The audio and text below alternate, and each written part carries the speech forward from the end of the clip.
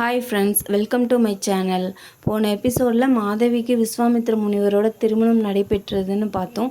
வாங்க இன்றைக்கி கதைக்குள்ளே போகலாம். விஸ்வாமித்ர முனிவர் காலவருக்கு ஒரு கட்டளை இட்டு இருந்தார். மாதவி அரசகுமாரி, அவளுக்கு இந்த வனத்தில் எதுவுமே பழக்கம் இருக்காது. அதனால அவங்களுக்கு வேணுங்கிற கைங்கரியம் ஒத்தாசை எல்லாமே நீ தான் பண்ணி பாதுகாப்பாகவும் இருக்கணும் அப்படின்னு கட்டளை இட்டிருந்தார்.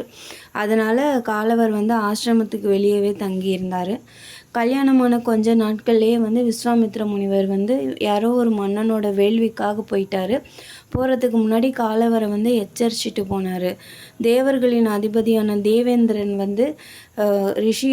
ரிஷிகளை ஆசிரமத்தில் இல்லாதப்ப ரிஷி பத்தினிகளையும் ரிஷி குமாரிகளையும் மாயவன் மாதிரி எந்த ரூபத்தில் வேணாலும் அவங்கள மயக்கி அவங்களுக்கு தொந்தரவு கொடுத்துக்கிட்டே இருந்தார்.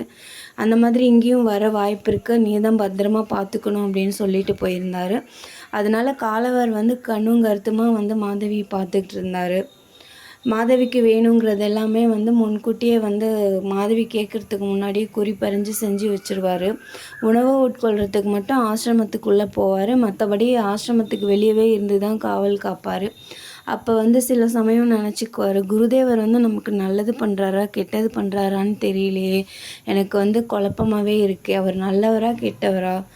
மாதவியே என் வாழ்க்கையில் இல்லைன்னு ஆயிடுச்சு. இதுக்கு மேலே அவர் என்னென்ன எனக்கு நல்லது பண்ணி என்ன, கெட்டது பண்ணி என்ன, எதிர்காலத்தை நினச்சாலே பயமாக இருக்குது அப்படின்னு ரொம்ப மனக்கலக்கத்திலே தான் இருக்கார். என்ன பண்ணுறதுனே தெரியாமல்.